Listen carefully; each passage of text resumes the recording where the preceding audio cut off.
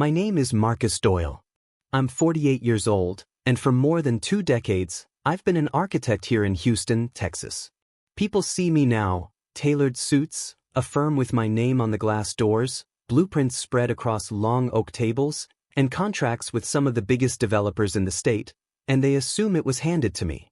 What they don't see are the nights I slept in my car during school, eating canned beans, or the mornings I showed up at class in the same wrinkled shirt because I couldn't afford laundry. Back then, my parents didn't have much faith in me.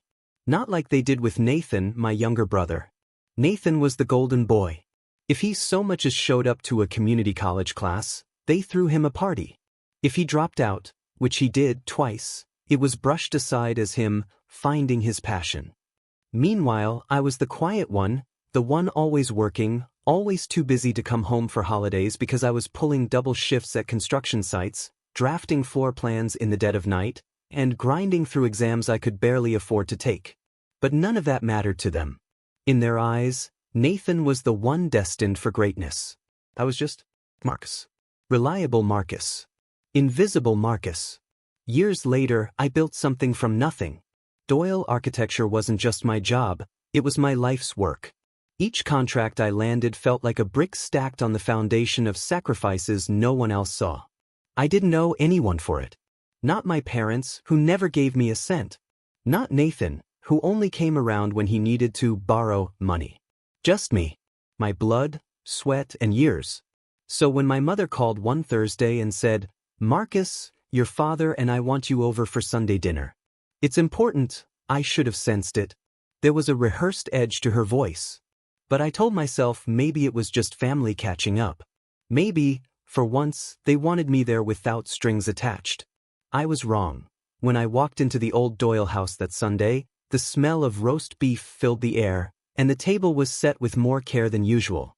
My father was at the head of the table, his expression almost too polite. My mother's smile stretched unnaturally, and Nathan, sitting smugly with a glass of wine already in his hand, looked like a man who'd been waiting to spring a trap. "Marcus," my father said, motioning to the empty chair across from Nathan. "We're glad you came." I sat, already feeling the weight of something unspoken pressing down on me. The small talk was short, nervous. Then, halfway through dinner, my father set down his fork and cleared his throat. "Your mother and I have been talking," he began, his voice heavy with authority. "And we think it's time you considered bringing Nathan into your firm. Families should build together." I froze, my fork halfway to my mouth. "Excuse me?" Nathan leaned back, grinning. "Dad's right. I mean, Doyle architecture is doing well, right? It's only fair I get involved.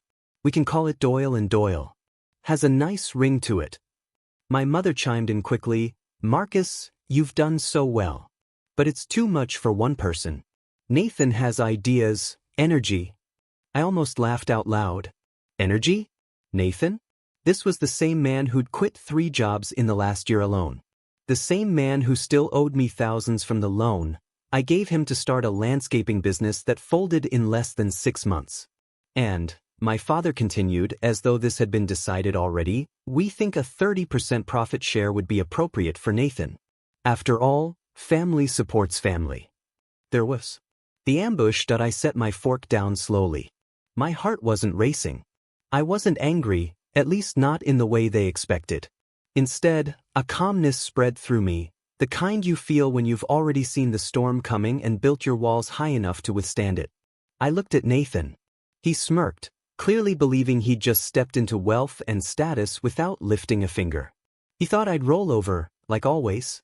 "Interesting," I said softly. Nathan blinked. "What's interesting?" "That you think you deserve 30% of something you never built. Tell me, Nathan, where were you when I was working construction until my hands bled, just to afford drafting school? Where were you when I was living out of my car, showering at the YMCA so I could show up to class without stinking? Where were you when I mortgaged my future on student loans, while you were blowing money at bars and finding your passion?" The table went silent. My mother's smile faltered. My father shifted in his seat. Nathan's smirk tightened into a scowl. "I'm family," he shot back. "That's where I was. And family means something, doesn't it?" I leaned in slightly, my voice steady. Family does mean something. But entitlement isn't family. Leeching isn't family. And trying to hijack what someone else built isn't family either. It's greed. My father slammed a hand on the table. Marcus, don't talk to your brother that way. We're not asking. We're telling you, Nathan will join your firm. I smiled, a slow, measured smile. Because this was the moment I'd been waiting for. The moment they finally revealed their true intentions, the very thing I had prepared for months in advance. Actually, I said, reaching into my briefcase by the chair, that's not possible. And as I laid the documents on the table, contracts, agreements, proof that Doyle Architecture was already under binding partnership with one of the largest development firms in Texas, with strict clauses preventing family involvement, I watched the color drain from their faces. Nathan's jaw dropped. My father's confidence cracked. My mother whispered, "What is this?" "This," I said, leaning back in my chair, "is the end of the free ride. You thought you could blindside me. But I already closed every door you might try to enter. This firm is mine. It always will be." The silence that followed was heavier than any lecture, any fight we'd ever had. And for the first time in my life, I felt something I'd never felt at that table before. Power. The silence after I laid those documents on the table stretched long and sharp. Nathan's smirk had vanished, replaced by a pinched expression of disbelief. My father stared at the pages as though they were written in a language he couldn't read, and my mother looked like I had just struck her across the face. Nathan was the first to break. "You've got to be kidding me," he scoffed, shoving his wine glass aside. "You actually locked me out of your business? Your own brother?" "Correction," I said evenly, "I locked everyone out. Because my firm isn't a family toy. It's my work, my name, my blood. And I'm not about to let anyone drag it down." "That's cold, Marcus," my mother whispered, shaking her head. "Family businesses are supposed to stay in the family. You've always been so distant, so guarded. Why can't you just open your heart and share what you've built?" Her words were honeyed, but I heard the sting underneath. That was her favorite trick. Play the victim, make me the heartless one. I leaned forward, my eyes fixed on hers.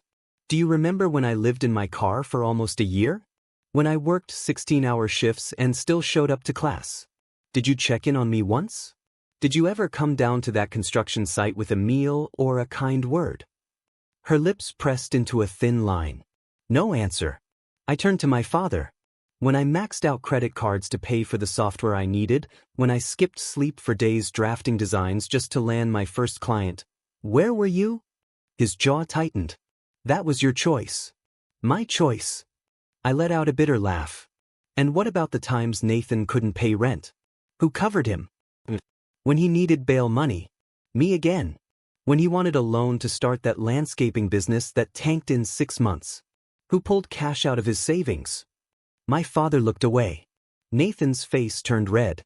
"You did that because you wanted to," Nathan snapped. "Don't act like you're some saint.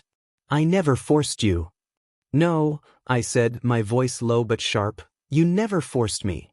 You just took, and took, and took. Because you knew I wouldn't say no." The table rattled as Nathan shoved his chair back, his anger boiling over. "You think you're better than me, don't you? Just because you wear suits and sign contracts? You think all those years working yourself half to death make you special?" I didn't flinch. "No, Nathan. What makes me special is that I did the work. You didn't. And now you want to waltz in and grab 30% of something you never touched? That's not ambition. That's theft." My father slammed his hand on the table again. "Enough. You're tearing this family apart."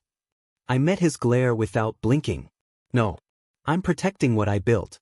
If that tears us apart, maybe this family was never as strong as you pretended." For the first time in my life, I didn't feel small in that house. I wasn't the overlooked son, the background shadow to Nathan's spotlight. I was the man who had pulled himself out of the dirt, and I wasn't about to let anyone drag me back down. But even as I sat there, calm and steady, memories surged, memories that burned. I remembered being 23, standing outside a professor's office, holding back tears because I couldn't afford the drafting kit required for class. I remembered my mother calling that night, bragging about Nathan's new car, bought with money my parents didn't have. I remembered falling asleep at a drafting table in the university lab, waking with a stiff neck and realizing the janitor had left me locked inside. I remembered Nathan stumbling into my tiny studio apartment at 2 in the morning, reeking of beer, demanding cash because he'd blown his paycheck again. And I remembered the first time I got a contract under my own name, holding that check in my hands, realizing I'd finally built something real. My parents hadn't called to congratulate me. Nathan hadn't even acknowledged it. They only showed up later, once Doyle Architecture became successful, asking for help with bills, loans, small favors. I'd given. Every time. Until tonight.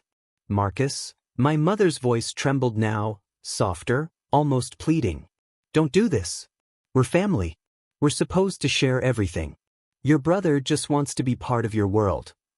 I studied her face. The same face that had smiled so wide at Nathan's graduation. His second attempt at community college, while barely showing up to mine. The same face that had framed his certificates on the living room wall while mine collected dust in boxes.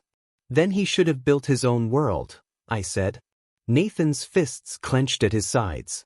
You're going to regret this. No, I replied, my voice steady as stone. The only thing I regret is waiting this long to say no. The meal ended in silence. Nathan stormed out first, muttering curses under his breath.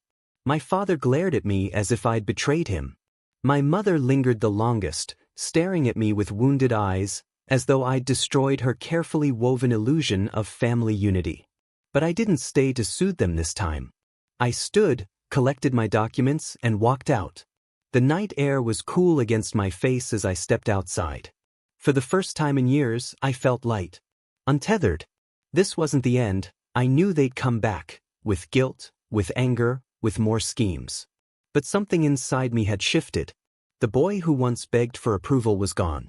The man who built his empire brick by brick was all that remained. And this man wasn't giving away a single stone. The week after that dinner was strangely quiet. Too quiet. I knew my family well enough to recognize silence wasn't surrender, it was plotting. Nathan had always been loud, brash, quick to anger. But when he went quiet, it usually meant he was cooking up trouble. Sure enough, the first ripple came on Tuesday morning. My assistant, Claire, walked into my office holding her phone like it was a bomb about to go off. Marcus, she said carefully, you might want to see this. She handed me the screen. It was a post on social media, Nathan's account. A photo of him standing in front of my firm's office, arms crossed, captioned, "Big things coming soon at Doyle and Doyle Architecture. Family business, stronger together." I almost laughed. It would have been funny if it wasn't so pathetic. Don't worry, I told Claire, sliding the phone back. It's smoke. Nothing more. But by Friday, the smoke had turned into fire. A client called, confused. Marcus, I just saw online that your brother's a partner now. Is that true?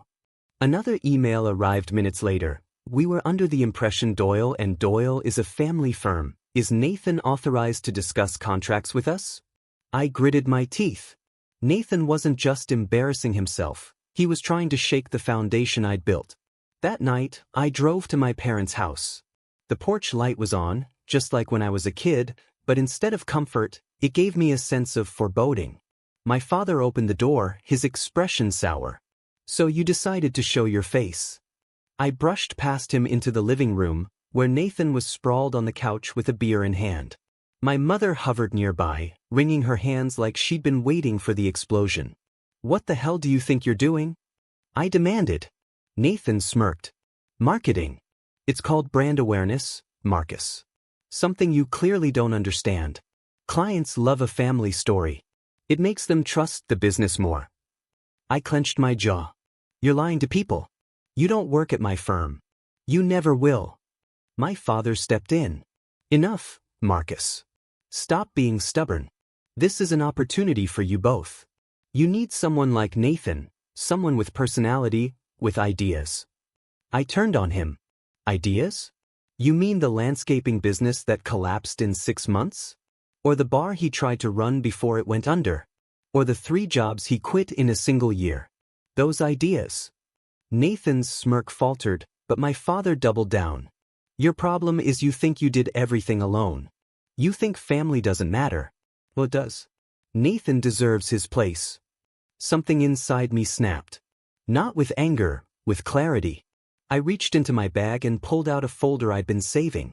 I tossed it onto the coffee table. Pages spilled out, bank transfers, receipts, signed IOUs.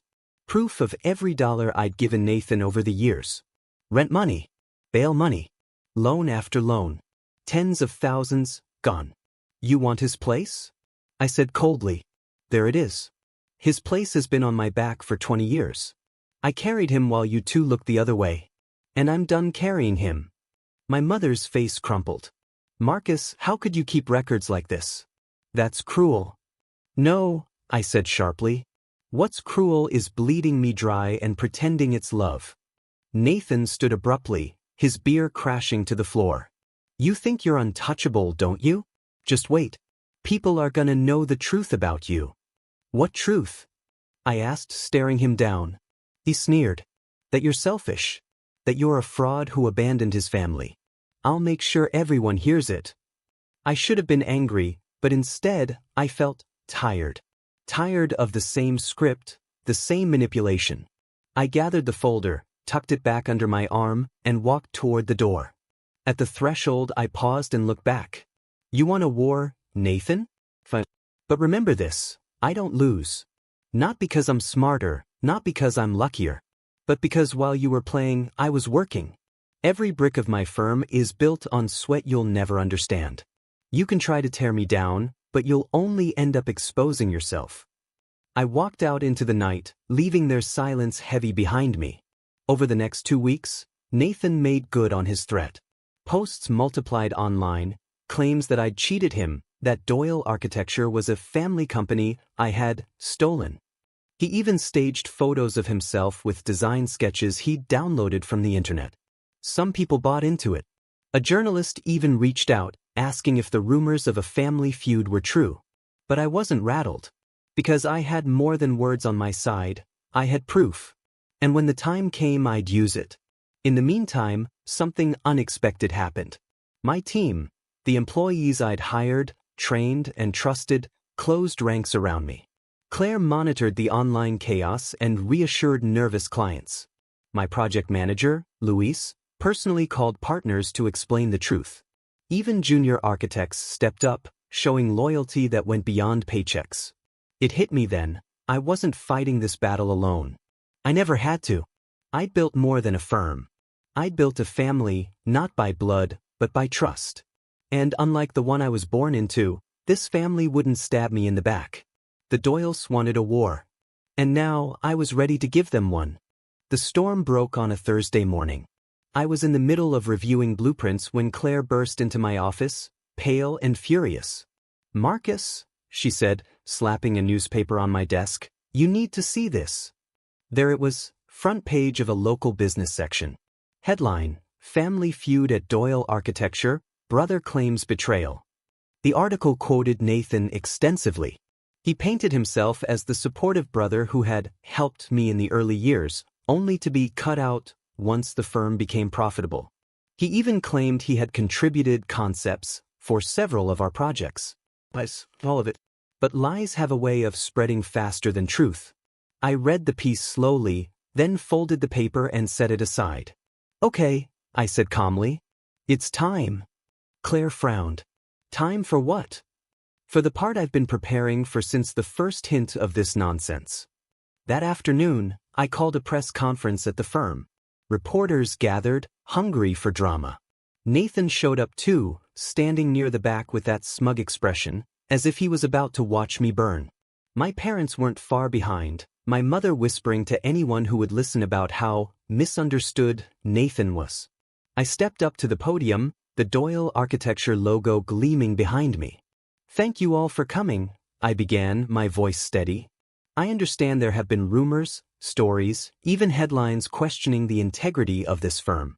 Let me make one thing clear, Doyle Architecture was founded by me, built by me, and sustained by me, with the help of my employees, my partners, and my clients. No one else. Cameras flashed. Nathan crossed his arms, waiting. I pulled out a thick folder, the same one I'd shown my family weeks ago, only now it was thicker. Inside were financial records, signed contracts, and statements from clients. I laid them out one by one, my voice cutting through the murmurs. These are the receipts of every loan I gave my brother, every bail I paid, every rent I covered. Not once did he contribute to this firm. Not once did he lift a finger to build it. What he has contributed is slander and falsehoods. And here is proof. Gasps rippled through the crowd as I held up screenshots of Nathan's fabricated sketches, all lifted from online portfolios, none his own. Doyle Architecture does not tolerate dishonesty. Not from employees. Not from partners. And certainly not from family. From this day forward, anyone who associates my brother with this firm is associating with fraud. The room buzzed like a hornet's nest. Reporters scribbled furiously. Cameras zoomed in on Nathan, whose smug mask had cracked into something desperate and pale. "You son of a," he started, but I cut him off with one final line. This firm is not Doyle and Doyle. It's Doyle. Singular. Built on sweat, sacrifice, and integrity. And that's how it will remain. The conference ended in chaos, reporters swarming Nathan for a comment he couldn't give. My parents tried to shield him, but their words fell flat. The truth was out. Over the next weeks, the fallout was swift. Clients who had wavered doubled down on their contracts with me, impressed by my transparency. Developers praised the firm for standing firm against dishonesty. Nathan, on the other hand, became a punchline. His social media accounts disappeared overnight. Friends who once drank with him vanished. Job offers? None. His reputation was in ashes. My parents called, of course. My mother's voice was tearful. "Marcus, you didn't have to humiliate him like that. He's your brother." I listened, but my heart didn't bend. I gave him years of chances. I gave you both years of chances. That press conference wasn't humiliation, it was truth. The humiliation was his own doing. For the first time, she didn't argue. She just sighed, heavy and tired, and the line went quiet. In the months that followed, Doyle Architecture grew stronger than ever. We secured contracts across Houston, then Dallas, then beyond. My team flourished. Claire became head of operations. Luis led our biggest project to date, a sprawling complex downtown. The firm wasn't just surviving the storm. It was thriving. One evening, as I stood in the new headquarters, a sleek glass building overlooking the city, I caught my reflection in the window. Not the young man who once begged for recognition. Not the son who sat invisible at family dinners. Not the brother who gave until he had nothing left. I saw the man who built his own name, who drew his own blueprints for life, and who finally stopped apologizing for existing. Family is supposed to be your foundation. Mine had tried to be quicksand. But I had learned something more powerful than approval. I had learned boundaries. And boundaries, I realized, weren't walls to keep love out. They were walls to keep self-respect in. As the city lights flickered below, I felt a calm certainty settle in my chest. My family might never understand me. They might never respect me. But I no longer needed them to. For the first time in my life, I wasn't building for their approval. I was building for me. And nothing, not Nathan, not my parents, not anyone, was ever going to take that away again. If this story resonated with you, share it, comment below, and don't forget to like and subscribe. Sometimes the strongest kind of love is the one you finally give to yourself.